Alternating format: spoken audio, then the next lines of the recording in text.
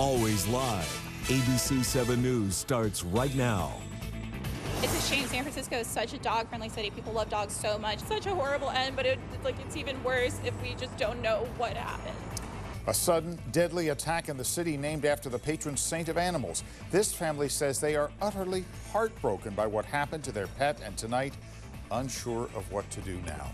Good evening. Thank you for joining us. I'm Dan Ashley. And I'm Anna Dates. The small toy poodle named Papaya was described as a smart and spunky little dog. You know, that all changed when the dog walker they hired told them it was mauled to death by another dog at a public dog park in the city. ABC 7 News reporter J.R. Stone is hearing from the family and has a story you'll see only on 7. J.R.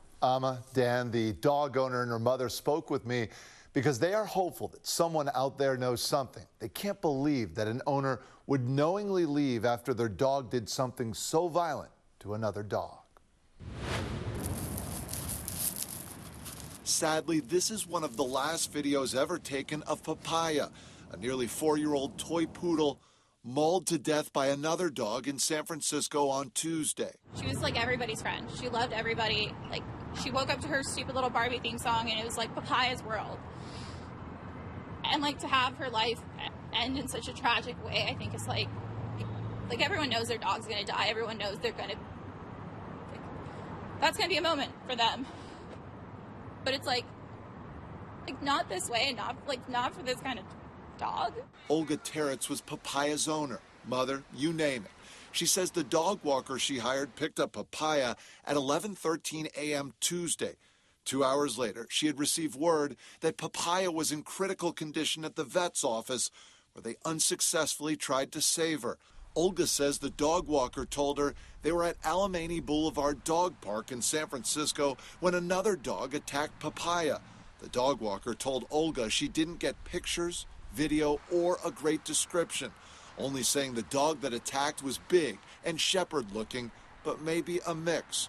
Also saying the owner and dog immediately left. Olga, who was wearing her Papaya sweatshirt, fought back tears as we spoke with her.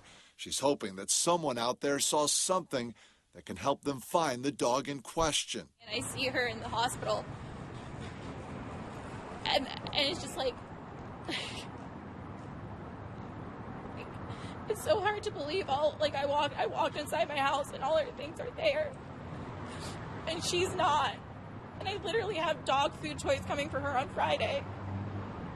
She was just such a smart, spunky little dog, and it would be such a horrible end, but it's even worse if we just don't know what happened. Here she was not moving. I kept asking her to wake up. That's it. Then I held her in my hands until I could.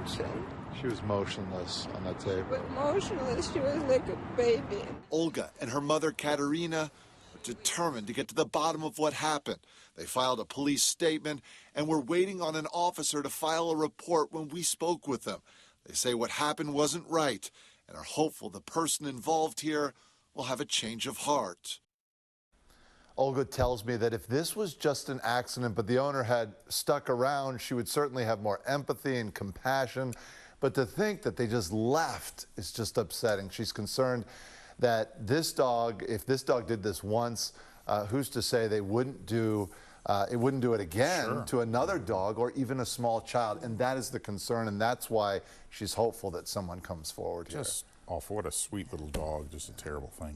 See the love there that they still had for this dog. They'll never get over it fully. All right, Jared, thank you.